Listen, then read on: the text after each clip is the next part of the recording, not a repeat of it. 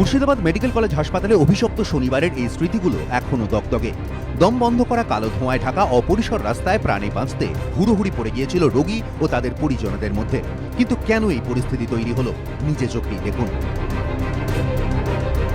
আগুন লাগে ঠিক এই ভিআইপি কেবিনে, আর এদিকে রয়েছে আই ইউনিট, আই ওয়ার্ড, এবং উল্টো দিকে রয়েছে ফিমেল ওয়ার্ড।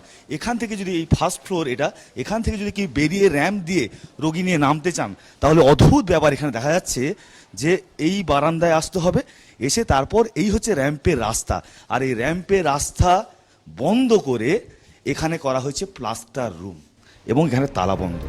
এক ঝলক দেখলে বোঝা যায় এটা কোনো বাজার না মেডিকেল কলেজ হাসপাতাল। হাসপাতাল চত্বরে গিজগিজ করছে দোকানপাট, রয়েছে রাজনীতির ছোঁয়াও। একদিকে কংগ্রেসের রোগী সহায়তা কেন্দ্র, অন্যদিকে তৃণমূলের রোগী সহায়তা কেন্দ্র। সাধারণত সরকারি হাসপাতালগুলিতে রোগী সহায়তা কেন্দ্র তৈরি করে সেগুলি চালানোর দায়িত্ব দেওয়া হয় বিভিন্ন স্বেচ্ছাসেবী সংস্থাকে, কিন্তু মুর্শিদাবাদ মেডিকেল কলেজ হাসপাতালের সবই যেন উলট পুরাণ। শুধু এই নয়, এমার্জেন্সির সামনেই রয়েছে ট্রান্সফরমার।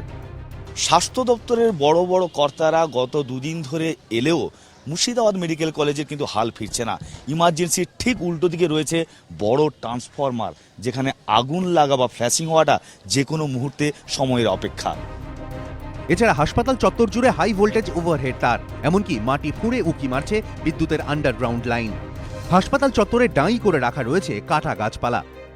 হাসপাতাল চত্বরে গরু চড়ে বেড়াক বা র্যাম্প, যে জরুরি র্যাম্প দিয়ে রোগীরা নামতে পারবে বিপদে, সেই র্যাম্পকে ঘিরে স্থায়ী প্লাস্টার রুম তৈরি হোক।